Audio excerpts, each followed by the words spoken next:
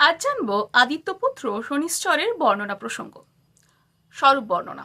শনিদেবের অন্ধকার বর্ণ, তিনি খঞ্জগামী, তার মন্দগতি, দীর্ঘকায়, শীর্ণদেহ এবং অস্থিময় সংস্থিতি, নয়নযুগল গভীর এবং নিবিড়, শিরাসমূহ সুস্পষ্ট, নখ দৃঢ় এবং কঠোর, দন্ত সামান্য অগ্রসর।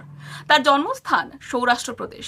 রুক্ষ কেশ, ঘন কেশরাশি, কৃষ্ণশ্যাম বস্ত্রাবৃত তপস্বী রূপে তিনি অবস্থিত। দেহে কালের রেখা, বলিরেখা এবং ক্ষয়চিহ্ন সুস্পষ্ট। মুখমণ্ডলে কঠোরতা, বিষণ্ণতা এবং নির্মোহতার ছাপ। গুণ স্বভাব এবং ত্রিদেব সংযোগ। তিনি তমগুণ প্রধান, তথাকথিত পাপ গ্রহ, কিন্তু পাপের উৎপাদক নন। তিনি কর্মফলের নিরপেক্ষ বিধাতা। তপস্যার তেজে তিনি ত্রিদেব ব্রহ্মা, বিষ্ণু এবং মহেশ্বরকে এককালে এক স্থানে প্রকাশিত করতে সক্ষম। সৃষ্টি, স্থিতি এবং লয় সমস্তই কর্মসূত্রে তার বিধানময় নিয়ন্ত্রণে প্রতিষ্ঠিত। কারকত্ব প্রকাশ। সমাজের প্রান্তিক, অবহেলিত এবং পরিত্যক্ত স্তর তার অধিক্ষেত্র। দাস, ভৃত্য, শিকারী, লৌহকার, শ্রমজীবী কর্ম তার কার্যপরিসর। ঊষর ভূমি, অপবিত্র স্থান, কারাগার, বন্ধন তার প্রভাবক্ষেত্র।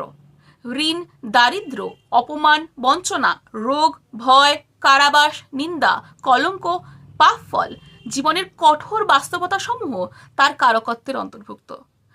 ধাতু সমূহের মধ্যে লোহা, রত্ন সমূহের মধ্যে নীলা, শস্য সমূহের মধ্যে তিল তার প্রতিনিধিত্ব করে।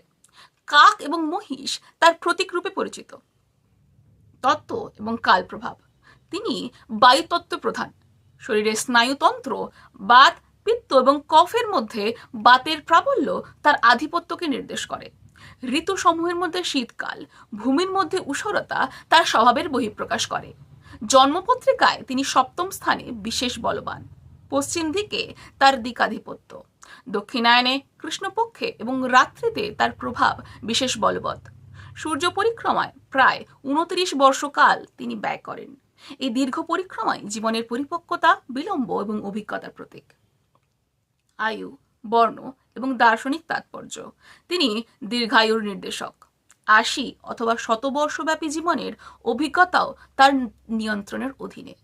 সময়ের প্রবাহে এক বর্ষকে তিনি উপস্থাপন করেন।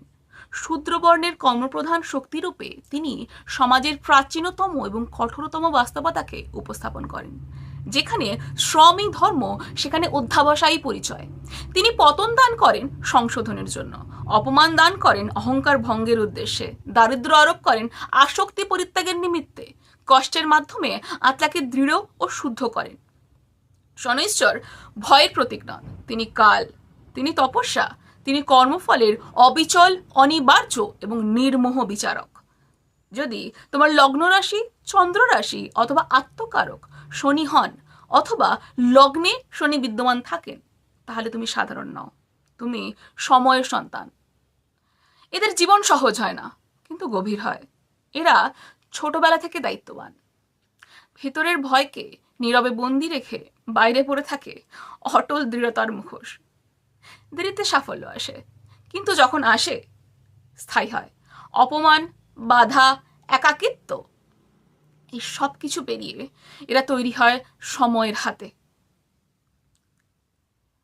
শনির জাতকেরা ফিনিক্সের মতো, পতন এবং অপমানের আগুনে পুড়ে ভস্ম হয়। তারপর সেই ভস্ম থেকে পুনর্জন্ম হয় এক অবিনশ্বর সত্তার।